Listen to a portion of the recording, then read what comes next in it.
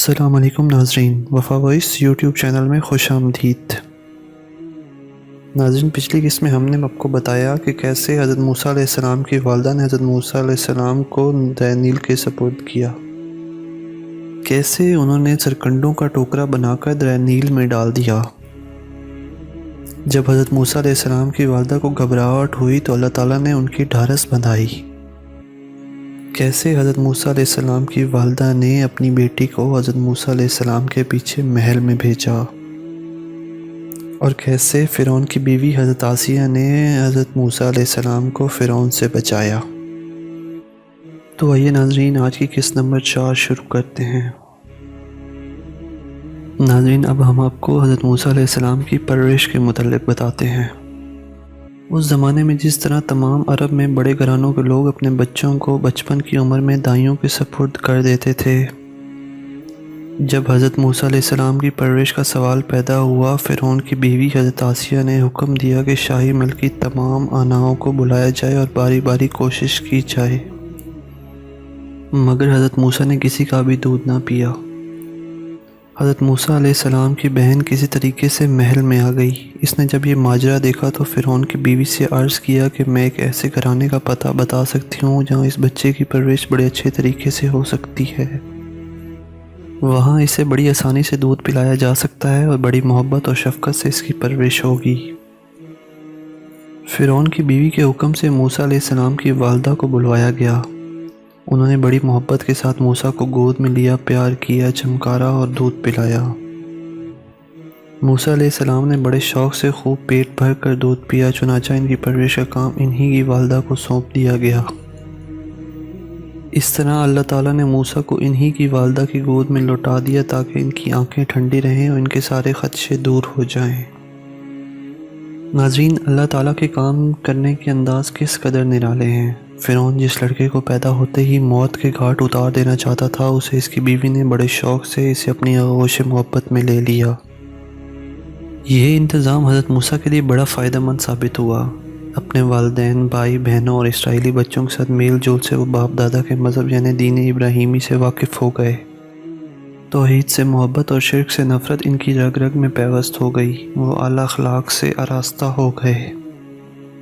انہوں نے انسانوں سے محبت کرنا، کمزوروں کی مدد کرنا، مظلوموں کی حمایت کرنا اور ظالموں سے نفرت کرنا سیکھا۔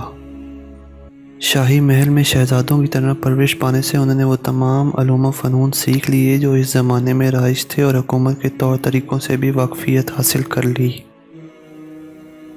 وہ شہزادوں کی طرح رہتے تھے، مگر ان میں نہ شہزادوں کے سے ٹھاٹ پاٹ تھے اور نہ ان جیسی اکڑ تھی، بلکہ انسانی ہمدردی، خیر خواہی اور خدمت کے جذبے سے سرشار تھے۔ چنانچہ جب جوانی کی عمر کو پہنچے تو نہایت صحت مند اور حسین نوجوان تھے۔ ان کے چہرے سے جلال ٹپکتا تھا۔ حضرت موسیٰ علیہ السلام اکثر جشن کے علاقے میں جاتے جہاں بنی اسرائیل کی بستیاں تھیں۔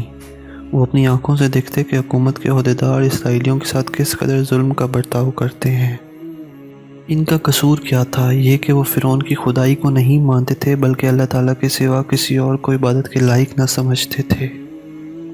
ان کا دوسرا قصور یہ تھا کہ فرعونیوں کے خیال میں وہ مصر کی سرزمین کے فرزند نہ تھے، اگرچہ وہ وہیں پیدا ہوئے اور وہیں پلے اور بڑے تھے۔ اپنی قوم کے لوگوں کو بلا وجہ ظلم کی چکی میں پستا دیکھ کر حضرت موسیٰ علیہ السلام کا دل اندر ہی اندر سے گھٹتا۔ حضرت موسیٰ علیہ السلام اکثر شہر میں گھومنے پھرنے جایا کرتے تھے۔ ایک دن وہ ایسے وقت گھومنے کے لیے نکلے جب سڑکیں سنسان تھیں اور ہر طرف سناٹا تھا۔ ایک جگہ کیا دیکھتے ہیں کہ 2 آدمی لڑ رہے ہیں۔ ان میں سے ایک اسرائیلی تھا اور دوسرا قبطی یعنی فرعون کی قوم کا آدمی۔ اسرائیلی نے حضرت موسیٰ علیہ السلام کو مدد کے لیے پکارا۔ حضرت موسیٰ علیہ السلام نے آگے بڑھ کر قبطی کو ایک گھونسا مارا۔ گھونسا لگتا ہی قبطی زمین پر گر پڑا اور دیکھتے ہی دیکھتے تڑپ کر دم توڑ گیا۔ ان کے وہم و گمان میں بھی نہ آ سکتا تھا کہ ایک ہی گھونسے سے قبطی کا کام تمام ہو جائے گا، اس لیے وہ بہت پشیمان ہوئے اور اللہ تعالیٰ کے حضور گڑ گڑا کے التجا کی۔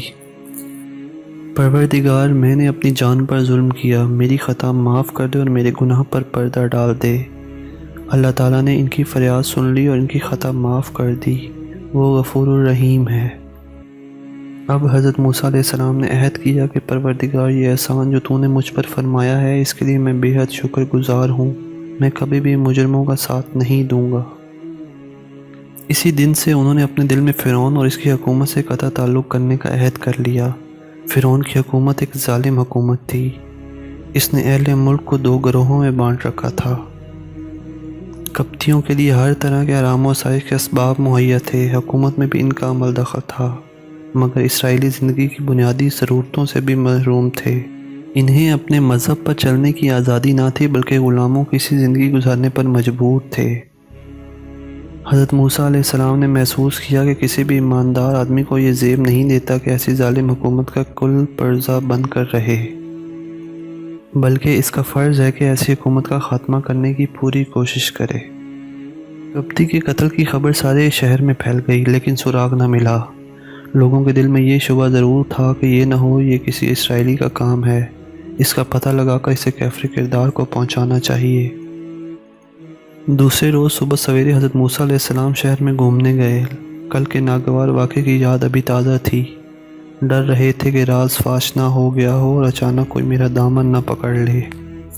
سہمے جا رہے تھے کہ پھر 2 آدمی دکھائی دیے۔ ایک وہی اسرائیلی تھا جس کی حمایت میں حضرت موسیٰ علیہ السلام نے قبطی کے گھونسا مارا تھا۔ اس نے پھر حضرت موسیٰ علیہ السلام کو مدد کے لیے پکارا، مگر حضرت موسیٰ علیہ السلام نے ڈانٹ کر کہا، تم جھگڑالو معلوم ہوتے ہو،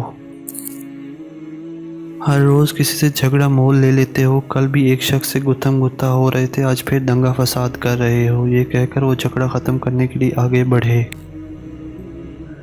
اسرائیلی یہ سمجھا کہ جس طرح انہوں نے کل قبطی کے گھونسا مارا تھا، آج گھونسا مار کر میرا کام تمام کرنا چاہتے ہیں۔ اس لیے وہ چلا اٹھا، کیا آج مجھے بھی اسی طرح قتل کرنا چاہتے ہو جیسے کل ایک شخص کو قتل کر چکے ہو؟ تم اس ملک میں ظالم بن کر رہنا چاہتے ہو، اصلاح کرنے والے نہیں بننا چاہتے۔ اس اسرائیلی کی زبان سے ان الفاظ کا نکلنا تھا کہ حکومت کو خبر پہنچ گئی کہ قبطی کے قاتل حضرت موسیٰ علیہ السلام ہیں۔ بس پھر کیا تھا، ان کو گرفتار کر کے ان پر مقدمہ چلانے کا فیصلہ ہو گیا، مگر اس سے پہلے کہ کوئی افسر حضرت موسیٰ علیہ السلام کو گرفتار کرنے کے لیے پہنچے، حضرت موسیٰ علیہ السلام کے ایک خیر خواہ نے انہیں اطلاع دے دی کہ تمہاری گرفتاری اور قتل کے مشورے ہو رہے ہیں۔ جان کی خیر چاہتے ہو تو فوراً یہاں سے نکل جاؤ، میں تمہارا سچا خیر خواہ ہوں، میرے مشورے پر عمل کرو ورنہ پچھتاؤ گے۔ یہ سنتے ہی حضرت موسیٰ علیہ السلام دارالحکومت سے بھاگ نکلے تاکہ جتنا جلدی ممکن ہو فرعون کی سلطنت کو سرحد پار کر جائیں۔ ناظرین، اگر آپ کو ہماری ویڈیوز پسند آ رہی ہیں تو ویڈیوز کو لائک کرنا مت بھولیں، چینل کو سبسکرائب کریں اور بیل آئیکن کو ضرور دبائیں تاکہ آپ کو آنے والی ہر نئی ویڈیو کی اپڈیٹ ٹائم پر ملتی رہے۔ اللہ حافظ۔